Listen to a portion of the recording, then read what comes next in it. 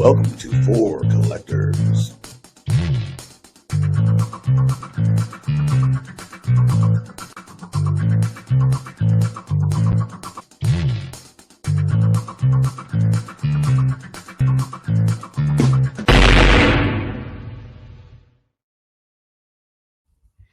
Good evening, baseball fans, and welcome back to For Collectors.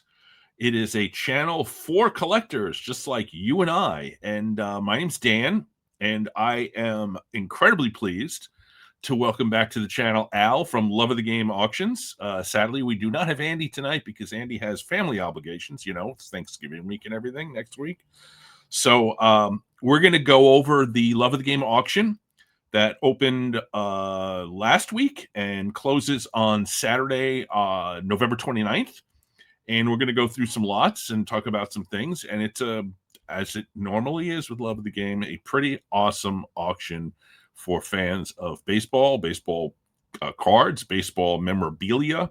There's some amazing historical items and some just terrific pre-war stuff. So let me bring them out first before we start going through. Good evening, sir. How are you? How are you? Are you all limbered up? And I'm feeling pretty good. I don't think any cramps are coming this. Did you stretch? Did you eat bananas? Did you do? I am hydrated. Good. Hydration is the key.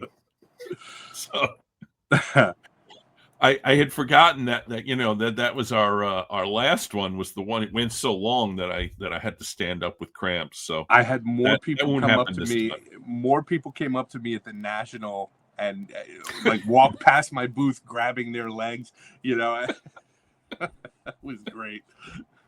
Well, my wonderful For Collectors buddies decided to make a little video about it, which was kind of funny. But hey, it's all in good fun. And you know what? If it got more attention to Love of the Game auctions, I'm 100% for it. So I'm a big fan. I'm a longtime customer. Sure. I am going to be in this auction, whether it's right now. I have all my watches up, but one of the things that has come up in the hobby over the last 3 to 4 weeks is this whole concept of shill bidding and bidding your friends' auctions and bidding things up. And now the focus has been on auction houses. And I don't know if you know this, but Jeremy Lee is writing a book. And there's a whole section about the different terms and conditions of auction houses. And John 3D80's kid from For Collectors did something about it. I guess you and I had talked about this a little bit because like a year ago, Dave Berg from what's the name of his channel? Blue Jacket 66 did a whole thing where he went through terms and conditions of auctions, which led me to stop being a customer of two different auction houses. But not you. So I think one of the things about your terms and conditions is you make it pretty clear that you're not going to have any way is anything going to be shill bid on your auction house. I mean, there's no, let's. I don't know who your friends are, right? So, and there's no way for me to know that. So there's no way for me to police that level of. There's no way for any auction house to police that level of it, which is why I think some of the stuff we heard over the last couple of weeks was so shocking because it was such a blatant, we do this kind of thing. Obviously, if I am looking for weird bid patterns, and if I see something I don't like, I'm on the phone, and I have canceled bids and I have banned bidders for funky bidding, and I just I feel like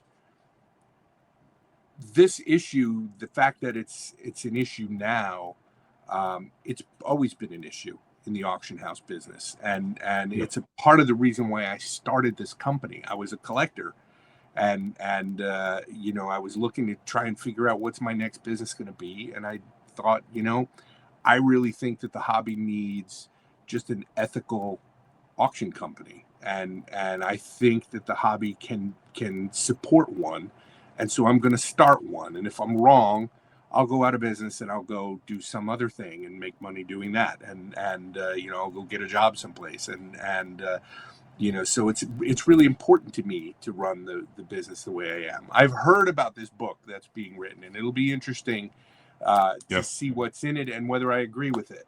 It's because I'm obviously always paying attention to what are the other auction houses doing. Right. Yeah, you have to. I mean, they're your competitors. Yeah. So, Yeah. The other thing, the other thing that we've talked about, and I've talked about this, and I was on Jeremy Lee's show last Saturday talking about what I think auction houses should be doing to ensure that shill bidding isn't taking place as much as they can. I mean, you can never stop at 100%.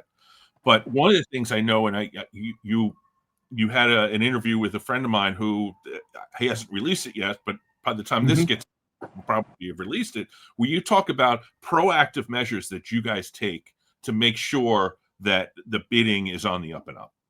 Yeah. Well, the first, the most blatant one, the most obvious one is that we don't permit consigners to bid on their own material. It's built into our software that we assign your consignment to your account, and then your account is not able to bid on that piece, and it just the system won't allow it, and so that is that's the easiest thing to do. I don't understand. I mean, again, we're in a kind of a funky area, but I don't understand why any auction house would allow that. It's to me it is fraud, and so I'm not going to permit consigners to bid on their own material. The other thing is that there's no house account here. We don't bid on anything. Our employees can't bid in the auction, and I can't bid in the auction, and there is no auction house account. So there's no clause in my rules that say, hey, if I don't like the price of a thing, the auction house can push it up. The auction house reserves the right to bid on it or anything like that. If it's in our auction and it has no reserve, it's going to sell to a human being as long as there's one bid on it. And we do everything that we can to try and make sure that the bidding is legitimate bidding. Like I said, I've canceled bids, I've banned bidders, I've banned consigners. It's just for me, it's not worth it for me to play that game. It's I need the bidders to trust that they're bidding against other bidders. Well, and the other thing is your auction house is not, let's put it this way. You're not, you put out a lot of items. You have a lot of items in your catalog that you never see anywhere else, or you see very infrequently. And in many respects, and we'll go through them in a very short period of time. Just, I have one more question. Is items that and we'll talk about them. Items that I really don't like. I'm going to show 3 cards, 2 of which are in the front of my display because they're 2 of my best cards, and they're in your auction. So it's like, you get stuff that I spend years looking for. And, it's I mean that's what I actually have 2 questions. Sure. One question is, do you accept cards or anything, items, lots from third-party consigners? I don't have. Well, oh, you know what? Now that I think about it, I have one. There's a gentleman who helps folks liquidate their collections. There's a guy on Net 54 who works with other people on Net 54, and he made his first consignment to us for this auction, and it's. I think almost all of the lots are disclosed as it's part of the Fowler collection, which is a collection of Pittsburgh memorabilia. So the consignment came to us from a person who was handling the sale of that collection, who felt like the memorabilia would do well in our auction. And neither the consigner nor the person whose collection they are able to bid on the lots. So okay. But are there are no companies. I know that there are companies in this business that consign, they don't even know that Love of the Game auctions is a thing. so they don't come Right. to me, so it's no is the shorter answer. So, I mean, the concern is that you have a consigner who Sure. doesn't know that much about the person giving the items to them to put into an auction house, so that the person who gives the item could bid, because they have the plausible deniability. eBay doesn't know who they are.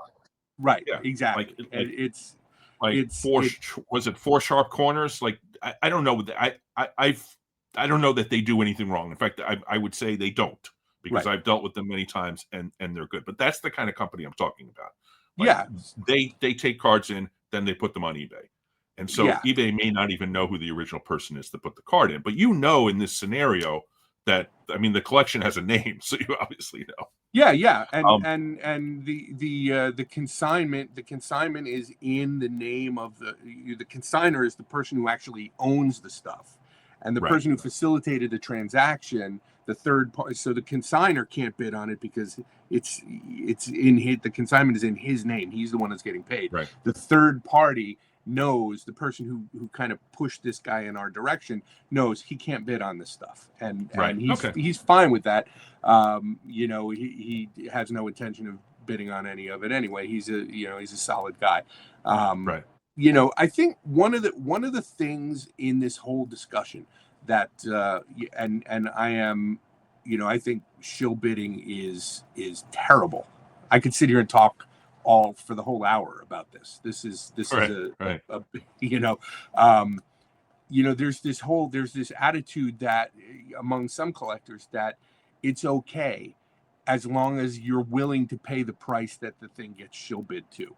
And what I say to that person is, okay, let's say that you wanted to live in a certain neighborhood and all of the houses in that neighborhood were $500,000, and so you would be willing to pay $500,000 to live in that neighborhood. So that you went ahead and you bought your house for $500,000 and you're living there, and then you find out that the two most recent sales were fake and you're really living in a $300 house. Would you still be willing to pay $500,000 for that $300,000 house if you knew it was no, you wouldn't. And so, what you're willing to pay is based on what you think the thing is worth.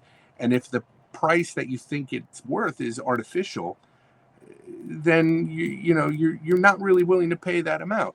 And I think the other thing that we need to look at here is hidden reserves.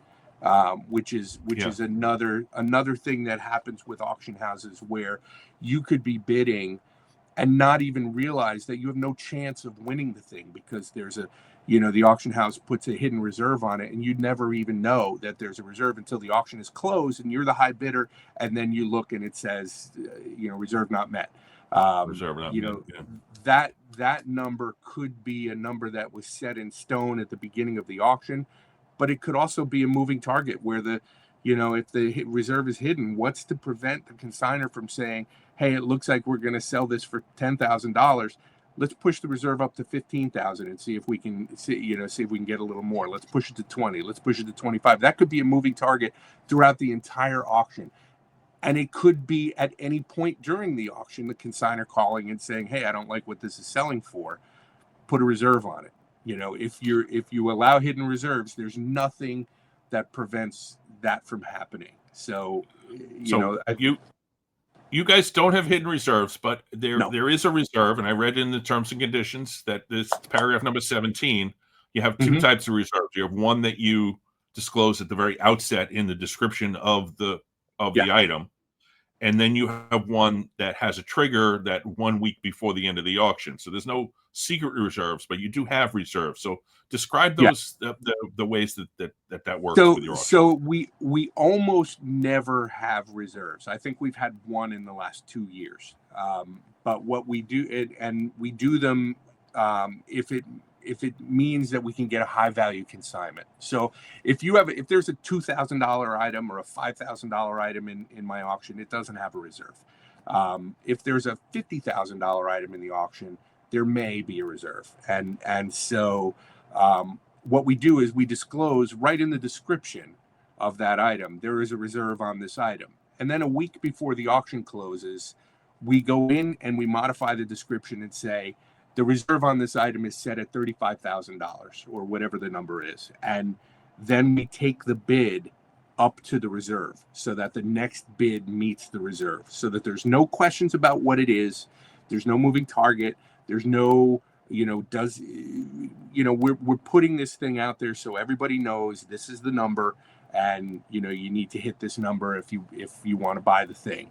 And then we actually, because we don't have straight bids, we take the bid right up to that, so that if Joe Smith wants to buy this thing, he just needs to go in and put in a bid, and it'll take it right to the he'll hit the reserve. That's right. It. That's the situation where we have a reserve, and there is one situation where we will. This has never happened, but it's in our auction, it's in our rules, and so I'll talk about it. What happens if we make a mistake? So we reserve the right to withdraw a lot if there's a mistake. Right. If we miss something important, if we miss something material in terms of the condition, and there's bids and we can't, there's a big wrinkle in this that we didn't describe, and people are bidding as if they're yeah. Sometimes it's so difficult to unwind that the only thing you can do is just, okay, stop. We're going to pull that thing, and we're going to put it in the next auction with the proper description, or we're going to put it in the next auction with the right authentication, or something like that.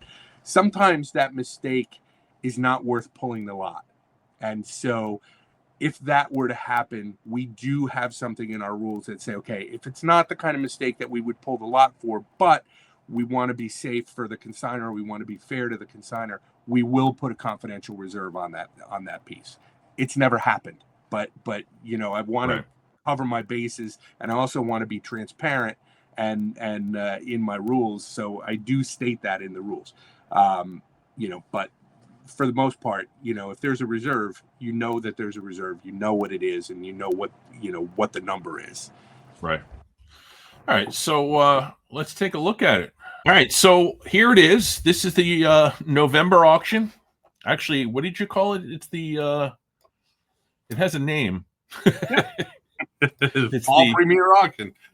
Fall Premier Auction. Sorry.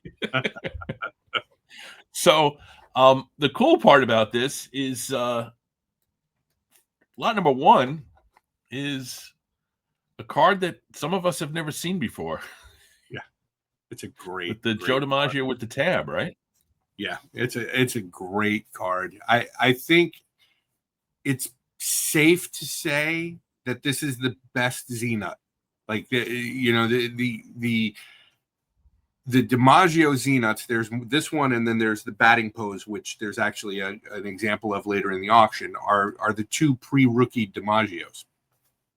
Right. And those are of all of the years of Z-Nuts, of all of the different players and Hall of Famers and pre-rookie cards and things that are available with the Z-Nut, the DiMaggios are kind of the cream of the crop. Those are the most important cards. And then when you factor in the coupon on the bottom, really only 2 or 3% of the surviving Z-Nuts have that coupon still attached, because there was a redemption offer where you chop off the bottom and you send it in, and so most of them don't have the coupon. And then throw in a period autograph on the back. This is the second highest graded example of this card as a PSA 4, and then you've got a graphite pencil signature from DiMaggio on the back, probably done at a game, and that's the kind of pencil that you would get with your scorecard, and so it's when I saw this card, I lost my mind. I couldn't believe that this existed. It's an amazing card, and what a pleasure to have it, and to be the company that gets to broker the sale of this. It's just an unbelievable card. It's beautiful.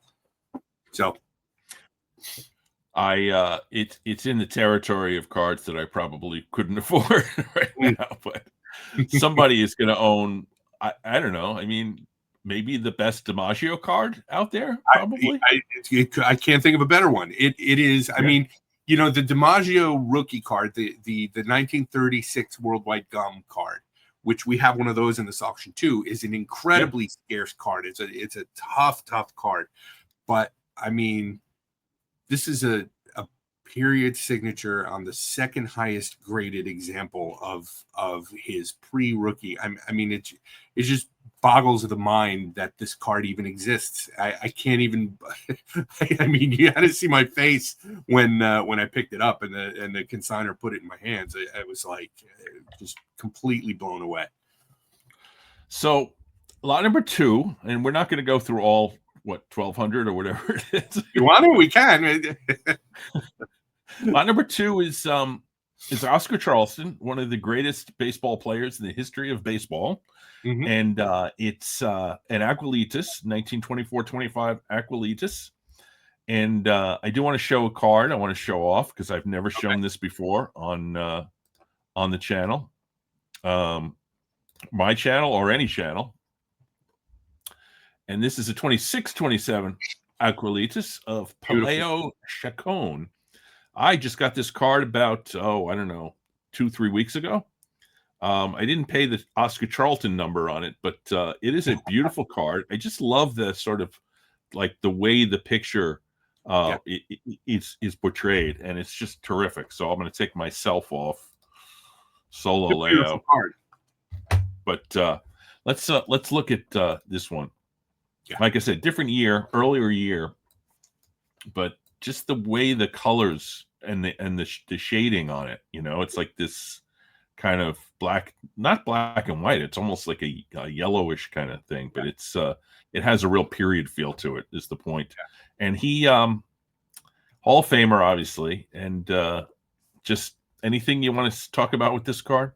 Well, I think you know, as the Negro Leagues as the Negro League collectibles heat up, you know, which they are. I mean, we, with a Charleston card in our last auction, set the record for the highest price of any Negro League memorabilia. It sold for about, I think it was $240,000 was the 1923 Tomas Gutierrez Charleston. I think people are starting to realize how rare this stuff is, just how impossible it is to get it. And you know, Oscar Charleston is starting to get his due as one of the top 3 or 4 players in the history of baseball. He's in the conversation with Babe Ruth and Willie Mays, and if you know, depending on what your position is, Barry Bonds, you know, for the greatest ever. And people are starting to realize that. And then say, okay, well, I want to add an Oscar Charleston piece to my collection. Good luck. You know, they don't grow on trees, and so to have a card like this is pretty outstanding. And you know, it is a great card. I should say that Chacon is a Pop 4, so. Mm-hmm. And this is the highest graded of the 4. Yeah. So that's the kind of numbers you're talking about with these guys. Yeah. I mean, these cards just, you know, they're the kind of cards that you may never see another one. They're fantastic. So I wanted to go to this item, which you had asked me to bring up because it's pretty remarkable piece of baseball history. For those people who don't know, in 1890. The Players Association created their own league called the Players League because they were not getting the type of rights that they had wanted from either the National League or the American Association. And they existed for 1 year only, 1890. So between 1890 and 1891, some documents here that you have in this auction. Why don't you tell me what we're talking about? So you've got these 3 leagues that are competing with each other, 3 major leagues. There's the Players League, which really poached a lot of National League players, and you know, it was John Montgomery Ward was behind it, and he was a well-respected guy who started a players union, and then, you know, convinced a lot of players to jump from the National League to the Players League. And so now you've got 3 competing leagues, and they all are having financial trouble. They're all struggling. And so, but the Players League did the best of the 3. And so at the end of the season, they decided that what they were going to do is they were going to get rid of their weakest team, which was the Buffalo team, and they were going to buy the Cincinnati Reds. And so John Montgomery Ward put together a consortium of guys who purchased the Reds. And then once they owned the Reds, they then sold the Reds to the other teams in the Players League. And this was a huge drama in the sports world back then, partially because the Players League was all about the reserve clause that Right, baseball right. has. Right? So their whole thing was, human being, you can't own a human being. But when they bought the Reds, they bought the team, the players, the contracts, and everything. So there was this whole thing about, you're going against your own, your own philosophy by buying these contracts. And so they do this, and they own the Reds. And now the Reds are going to become a Players League team for 1891, except for then the Players League falls apart. And there's not going to be a Players League in 1891. So now the National League has to hurry up and unwind all of these transactions and re-buy back from all of these different stakeholders. So there was just this flurry of lawsuits and deals and contracts and stuff. And so what this lot is it's a whole bunch of those contracts. One of them was handwritten on hotel letterhead. I mean, There it is. you can see the just the frantic chase to get this done before opening day so that the Reds can be back in the National League. And the signatures on these contracts, there's signatures you can't find. They don't exist. These are the people who were owners of Players League teams in 1890. And there's legal letters back and forth, and there's court documents, and it's such a great story. That one that at the bottom there shows which how much each team has to contribute to each of the Players League teams have to contribute to make up the $40,000 purchase price. That's what they bought the Reds for. That's the equivalent of $1.4 million today. That's what the Cincinnati Reds cost in 1890. And so it's an amazing story, and it's an unbelievably historically significant piece. I mean, the Cincinnati Reds, they're obviously the oldest professional baseball team, right? From 1869. Well, here's documentation that shows they almost disappeared in 1890. And what would baseball be without the Cincinnati Reds? And what would have happened if the Players League had survived and the Reds had been in the Players League? And so here's all of this documentation. It's amazing stuff. I can't believe it doesn't have a bid. It's criminal that it doesn't have a bid. And I would own this lot. It's one of my favorite things that I've ever sold. It's so significant. So anyway, so the well, we'll see. I mean, we still have you still have 9 days left. Sure, so yeah, we'll see. Plenty of time. Yes. Yeah. So I brought up two number 15 and 16. 15 is the Billy Hamilton Old Judge, right? Which does have a bid. Actually, it has more than one bid. Yep. 2. And then I was also going to bring up the Ed Delahanty, who is one of those guys whose story I've always been fascinated by. There's a lot of old Judge cards in this auction.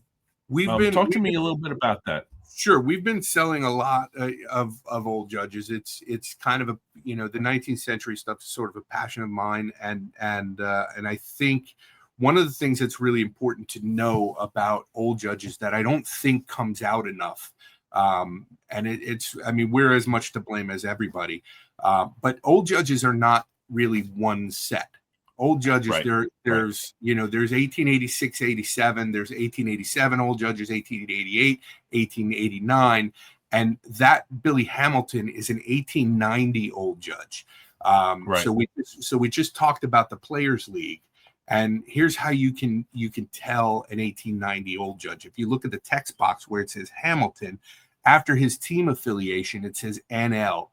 Okay, so Right. so in 1890, Goodwin and Company made Old Judges only of National League and Players League teams, and only a few, and they designate them by putting the initials of the league after the player's name. That's how you know it's an 1890. They are super, super, super rare. This is one of maybe only a couple of this year that exists. There's a Cap Anson in this auction too. That's also an 1890 Old Judge. They're unbelievably rare. These are among the most rare Old Judges that you can get. And so the fact that this has a 4 grade, it's a super, super appealing card. Yep. Delahanty is Delahanty. He's one of the tougher Hall of Famers of all of the years. And obviously one of the most popular players of his era. You just don't see them come up very often, and so it's scarce. But this, the next lot 17 is the Cap Anson, and you can see he's got the NL designation after his name. So you've got some obvious condition issues with this card, but it's not the condition that's important about this one. It's the unbelievable rarity of this. The consigner of this particular card told me that he thinks that this card is more rare than the Anson in uniform, which is the $1 million, old, like the prize Old Judge. And I think there's 3 or 4 of those known. And this card is, super, super rare because of the 1890, because the 1890 Old Judge. And it's got no bids. No, wow. But I think that, the number of people in the hobby that understand the rarity of the 1890 Old Judge versus an 1888 or 1889 Old Judge. I mean, all Old Judges are have some degree of scarcity, but those 1890s are like, unbelievably rare. And like some of the rare back T206s, that people pay through the nose to get, and there's only a handful of them. This is, it's just orders of magnitude more rare than those cards. So the next one I brought up is another one that I know people who are watching this video are going to be very excited to see. Yeah. As are the bidders, because it has 36 bids already. It's, of course, the Ramley Walter Johnson. Beautiful card. Yep. Look at how young he is there. Yeah. How'd you, in Strongsville in 2024, there was a theft, and one of the cards that was stolen was the Walter Johnson Ramley. Oh, wow. How about that? Yeah. It's not this. It's not this one, so you're safe. Thank you. We're talking about auction house ethics. Stolen Walter Johnson. This card came in at the National. This was a consignment that came in at the National this year, and really happy to have. I love the Ramleys to begin with because they're so condition sensitive. They're beautiful. I love the borders and the gold leaf and all of that, and the Horner photo, right in the center is just such a great accent to these beautiful cards. So and it's a rookie card of a guy that who's a halfway decent pitcher. So he was all right. Yeah. So look, there's all these Old Judges in here. There's the DiMaggio, the Worldwide Gum, which you talked about. Important card, really hard to find, and that's a nice example, nice mid-grade example. Centering is a touch high, but these are brutal in terms of centering, and this is a Canadian issue, and so it's this is just a hard to find card. I have a couple of cards from that set, and there are issues with quality. So I'm just scrolling by some Babe Ruths and Old Judges, but like I said, we can't really go through all of them. So what I wanted to do is talk about this card, which I have a copy of. Ah, So look at I that. got this at Shriners. And look at the front of this thing. I That's showed a this in my beautiful Shriners car. video, but the back has this little bit of paper loss up here, but not Uh-huh. too bad. But the front is Beautiful. phenomenal. Yep. That's And a when I beauty. saw the price that, let me take myself out of solo. When I saw the price, look at the numbers on this, 28 bids already. A lot of bids. Yep. I know what I paid for mine, and it wasn't 2,300. And this is a 2, but it's an old 2. Uh-huh. And it has some, some concerns. Yeah. If you look at Registration the concern. right edge is an issue on this card. Registration obviously is an issue. See that Yeah, right that's there? Yeah, Yep, there's your culprit. And you know, that's what brings you from a 3 to a 2. So this card is this lot is very interesting to me. Obviously, I'm not going to bid on it because Uh-huh. I already have the card, but it's going to be a nice little bump in value and bring up what you can't get an accurate reading on the pop count of these cards because the grading companies don't delineate between the various different backgrounds. And I think Speaker has like a blue and a green and a yellow. There's So a it was lot of nice to issues. see the red. There's a lot of that kind of issue with pre-war cards. I don't think the grading companies really anticipated how popular they would eventually become. And so, you know, we were talking about old judges a couple of minutes ago and the different years. You know, the different poses. There's some guys have 17 different poses. You know, they could have 30 different cards between all of the different years in the old judge set, and you can't tell which are the rare ones and which are not. It took them a long time to differentiate on T206s. SGC still doesn't differentiate factory numbers and things like that, so this is an example of that. Background colors on e-cards is it's hard to tell.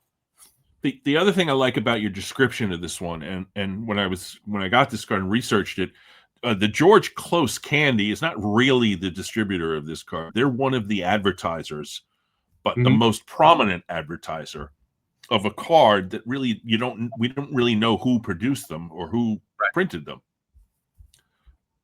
It's almost like the Mendelssohn M101s, but without the Mendelssohn information. Right. So you basically have a variety of different candy companies and other Boston food companies but George Close Candy is the one that did the most.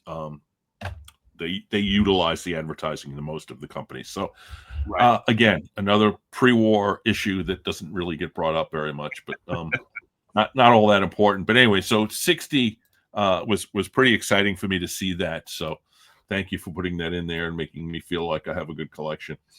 You have a good 78 is the other one I wanted to talk about because this one is the 48-49 Toleteros. And Willard Brown is one of those. He's a Hall of Famer, obviously, but he's one of those guys that doesn't really get that much attention. No. He would be tied for third as the third African American to play in the major leagues. He and Hank Thompson debuted on the same day as number 3 and number 4, or tied for number 3. About July or no, August, well, maybe late July for the St. Louis Browns, about 3 weeks after Larry Doby. Yeah. I believe Willard Brown was the first black player to hit a home run in the American League. Yep. Yes. Pretty amazing. And he kind of didn't really do well in the major leagues, in large part because it said that in St. Louis, the hometown fans were the racist ones against him. And that was, different from the Jackie Robinson experience. And also in many respects, the Doby experience, where it was the road fans and players that gave them the hard time. And so he didn't really do that well. And Hank Thompson obviously has lasted a little bit longer, but has his own had his own demons too. But he went back into, I guess it was the Puerto Rican League, Brown, and then won the Triple Crown in 1948. He won the Triple Crown twice in the Puerto Rican League. It's amazing player. So it's a great card. It's already got 20 bids, so I think it's safe to say that one's going to go pretty well. 78, 60, 88 is the next one I wanted to talk about, and that's this card Oh boy. I can tell. Well, this one has 62 bids because every person I know in the hobby wants one of these. Yeah, it's amazing how this card attracts so much attention. People love this card. It's beautiful, great card. You know, we used to there used to be a collector. His name was Chris Stufflestreet. He was a hell of a guy and just a great collector and a good guy. And he wrote a lot of pamphlets and guidebooks, and he wrote articles on the hobby and all this. He's not with us anymore, but he used to write about the Wilson Franks cards that every one of the players look like they're about to get hit with a package of hot dogs. And and in this case, I remember him writing that Ted Williams just fouled off a pack of hot dogs, and that's kind of what it looks like. Yeah. But I tell you, I my friend Matt has one of these, and he got it as part of a lot on eBay like 7-8 years ago, and he paid a fraction. And it's it's an A. It's got like a little missing piece or whatever, but it graded. Yeah. And he can't believe the numbers that these going for. There was one in REA, I don't know, maybe earlier this year that just skyrocketed. And I think this card is one of those cards that just it's 9,000 now. It's 62 bids. Yeah. I wouldn't be surprised if it goes for like 25,000-30,000. That would shock me, I mean, but I'll take it. You know, I'm not going to complain. Yeah. Yeah, it's one of those ones that I don't know why, but that's what it is. 93 is the other one. So I saw this one.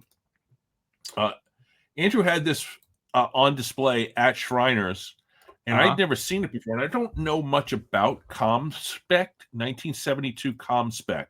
What do you know about this issue? There's not much to know. Speculation is that they were distributed in Southern California. Nobody really knows how. They're obviously, really cool looking, funky 1970s design, and very much player forward in a colorful, rich colored backgrounds and things like that. They're kind of on flimsy paper, and you just never see them. And we encountered a nice little collection of vintage basketball that had a whole bunch of them.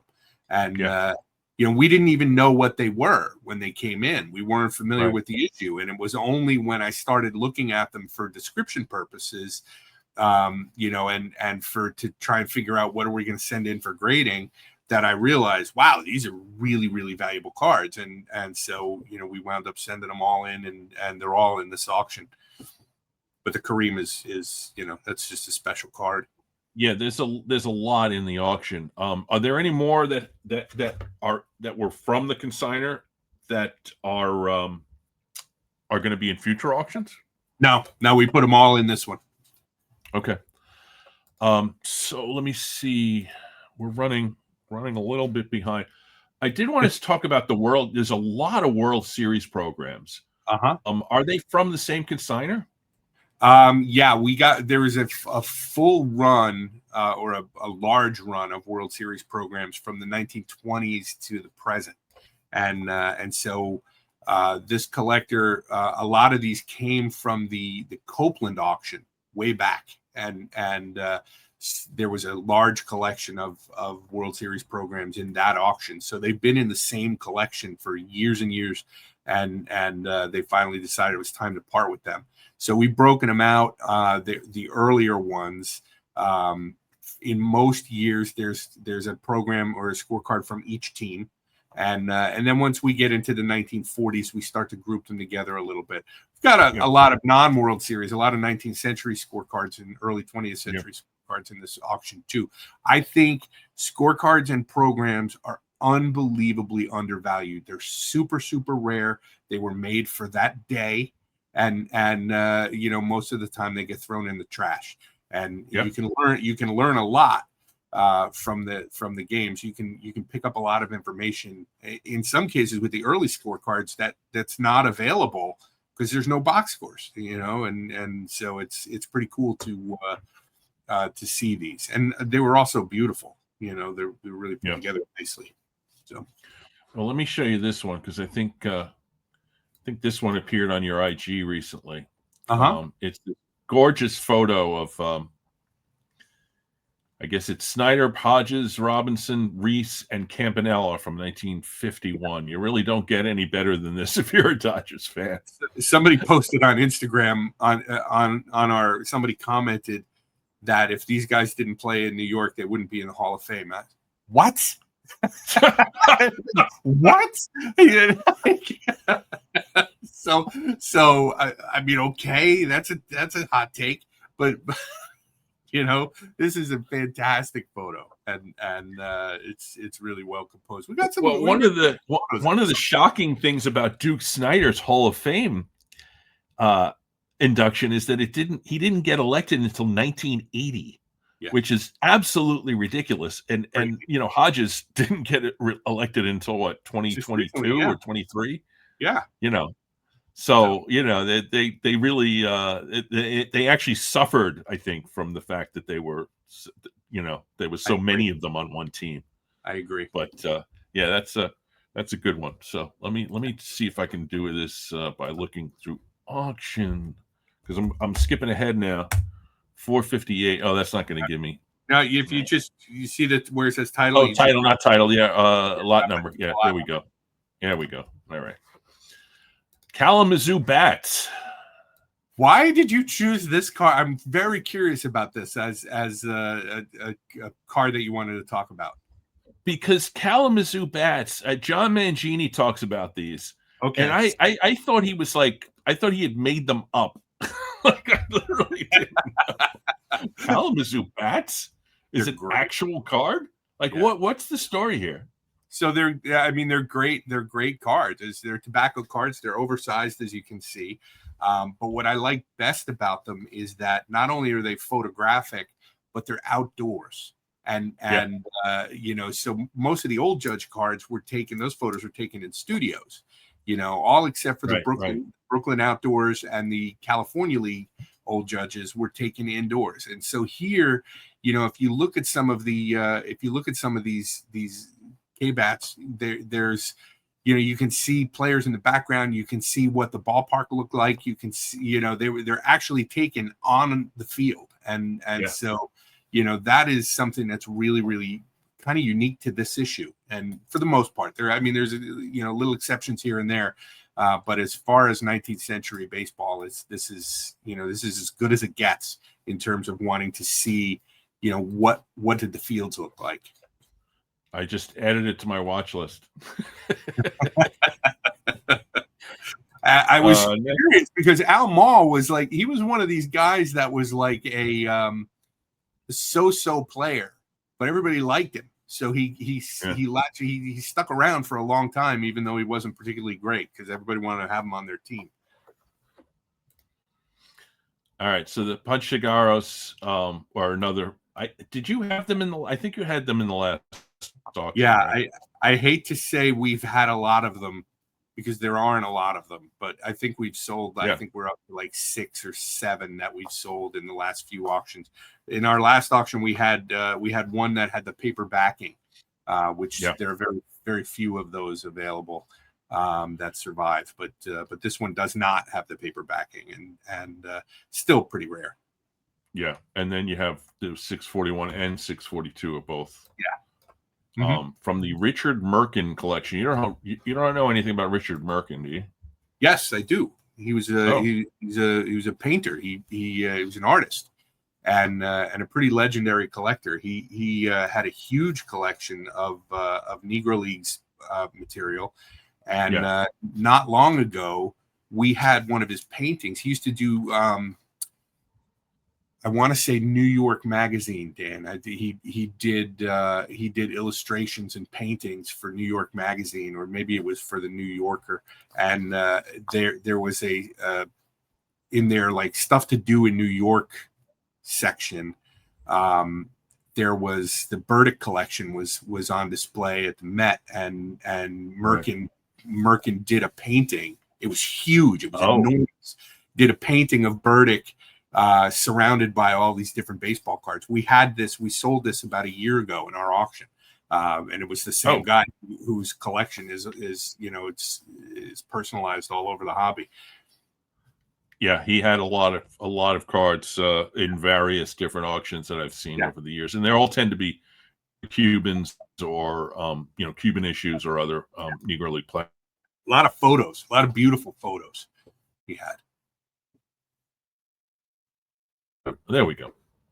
So you have a lot of these T222s, which is not an issue that people know that much about. The 1913 Fatima were the team cards, Right. like this guy. But 1914 are individuals, and I do have one of these. I actually have two, but I brought one out. They're a little oversized, but again, they're these nice pictures outdoor. So that's a it said rollback when he was with Brooklyn, not with Chicago, where he made his name. But I just love these cards. They have like a personality to them, and you have a whole set of them, right? Yeah, it's a near set. They weren't just baseball; they had other athletes and actresses and actors as well. And we've got a bunch of them. It's I forget how many of the set. There's only a few missing. What is great about these is, number one, there's a lot of short prints in this set that are really, really rare, and we've got a bunch of them. And then the other thing is that they're actual photos, so they're on like photographic paper. So are the T213s. They're not the T213s. The what are they? T200s. The T200s, right? 1913s. 1913. Yeah. So the emulsion, the photographic emulsion, is really subject to cracking and chipping. A lot. They're really, really lightweight, super, super thin, flimsy photo paper, and imagine the photo on an old Judge that's pasted to a piece of cardboard. This is that without the cardboard. It's just the photo, and they're great. I bought this at Rollback, ungraded. I graded this myself. Yeah. And so I've actually held the 222s, and it's almost, like paper. Yeah, it almost feels like you could damage it just by holding it, right? They're so thin, and they're. But I love the photos; they're beautiful. I love the way they're cropped, and it's a real nice close-up view of the player, but always a full body. Yeah, and the back is very cool. Very similar to the back on the team cards. Yeah, these are hard cards to find in any kind of condition. They're all beat up. You see them trimmed a lot. You see them, pieces cut out of them and torn and that sort of thing. So, if you can find one like this, Jack Barry's a 3. 3 is high grade for this issue. Yeah, I just clicked. I just put this on my watch list. People now know my watch list. I'm a little concerned. But that's only 2. I have about 30 cards on my watch list. So, there's one more here, 834. Yeah, here you go. Tolataros 4849. There you go. That's a great card. So, I guess how many years are there of Tolataros? There's 40, 48, 40. I have a 50-51, so there's got to be at least 3 years, right? Yeah. There's a book that just came out that was oh God, what is the author's name? Is Angel, and I can't remember his last name. Really, really nice guy, and he just did a beautiful book on all the Tolataros cards, and he's based in Puerto Rico, and he's going to sell out of that book because it's got so much great information in it. He was at the National. Yeah, I was sitting at a table right next to him. I owe him a phone now this one has 25 bids already because Quincy Troop is a historically important figure. Actually ended up picked. He's part of the first African-American pitcher catcher battery in the Major League Baseball, along with Sam Jones, Toothpick Sam Jones in I guess it was 53, I think so. Yeah. Short Major League career as a player. Right. But is he? I'm not sure if he's a Hall of Famer. No, not. Yeah. Probably should be based on his entire career as an entirety. So what was the 1041 I wanted to show, just that we had 41. Here's all the comm specs are all, there's like Walt Bellamy and Connie Hawkins. Jesus. There's a Pistol Pete in there. That's Yeah. a great one. Yeah, there he is. Yeah, $1,400. They're hard to find. So I guess, I mean, like I said, we could go through this all night. I mean,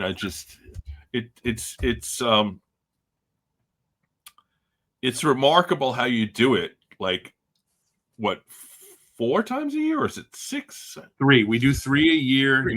Next year we're doing 4. There we've got a really special one in the fall. And Andy, who normally joins us for these, has he's the expert photographer. Mm-hmm. Not photographer. He's the type 1 photographer information guy, basically, and he's got an incredible amount of photos in this. I am watching one that I really want to get, and I'm not going to say what it is because I don't want people to bid me up. But it's a basketball one. Surprised you to be a basketball one. But I just I go through these, and I'm just it's an education, because all your descriptions are really, really good. Thank you. It's just like card porn, because it's like all these cards that I'm like, drooling over. And then it's like, I have to make sacrifices. I have to figure out what, moving money, this or that. Am I going to sell this? It's like, it comes to a point where every time your auction opens, it just, it really is kind of an exciting event for me in the hobby. So what you're doing is amazing, and I really appreciate it. Well, it's great to hear. That's what we're going for. I want each one to be special. I don't want every auction. Look, I say this all the time. I'll take all of the 52 Manos and Pete Rose rookies and stuff that you want to send my way. But the stuff that really gets me excited is the stuff you don't see every day. The more of that I can present in one thing, so that it's almost like it's almost overwhelming to look at it all. Then I know that we nailed it with this auction. We've got great stuff, and I feel like when we write it up, and we put it out there, a lot of times, because it's stuff you don't see every day, we get this educational role. We get this, so it's almost academic. I don't want to approach this company as used car salesman. I'm not a circus huckster. I look at this from a historical standpoint, and that's what I want us to be. And so that approach lends itself better to more esoteric stuff, I think. There are no Michael Jordan. I'm so happy we're able to have this conversation, given what's going on in the hobby right now. Sure. And to focus on not the bad stuff and the bad actors and, the auction houses that don't police themselves and all that stuff. And to bring you on, because we've been friends for a long time.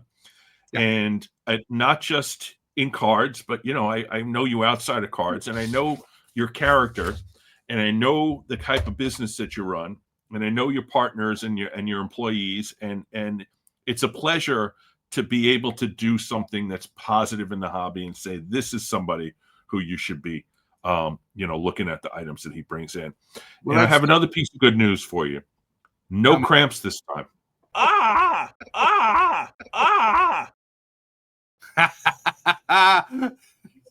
Legs are feeling good. Awesome. So, Theo, it's always great. Theo, when you watch this, suck it. Hi, Theo. It's always great to hang out with you and to do this kind of stuff. And I get what you're saying. When we get hit with these negative things, they've been going on forever. There's a lot of people who are hearing these things for the first time, who are kind of semi new to the hobby. This stuff's been going on forever. This is the greatest hobby that there is, and there is nothing more fun than sports cards and memorabilia. It is a great, great hobby. Whenever there's money, there's bad actors, and it's up to us to not buy from them. You know, that's how to get them out, right? But don't let it ruin your enjoyment of this. This hobby is great. There's stuff you can learn every day, and you know, you can take an hour a day, just focus on your cards. It takes you right out of all of the garbage that happens during the day and the work stuff. Yeah, you know, it takes you right out of that, and Exactly. lets you just live in this world of history and you know, these beautiful pieces of cardboard. You know, don't let all the negative stuff drag you down, because there's much more positive than negative. And on that note, my friend, we will call the end to this video, but I would love to do another one when your next auction comes out, and I expect it'll be just as good as this one and the last one and all the other ones to come. So well, thank you, so sir. much. And happy holidays to you. The auction closes on the 29th, which is the Saturday after Thanksgiving. Everybody's sick of their family. They're bored. They're home from work for a long time, and you just lock yourself in your card room and bid, and and that's why we do it. So have a great holiday, and I'll talk to you again real soon. Thanks for having me. All right, we're gonna play the outro, and then love my hobby. Keep collecting baseball cards. But hey, we want to keep the lights on here at Four Collectors Studios, so hit the like button for us, guys. So thanks everybody for coming, and yeah, we'll see you next time on Four Collectors. All right, guys, have a great rest of your night. Subscribe to the Four Collectors channel if you haven't done so yet, and we'll see you soon. all right, guys. Clemente Collector has said we hit a grand slam, so that makes me feel good.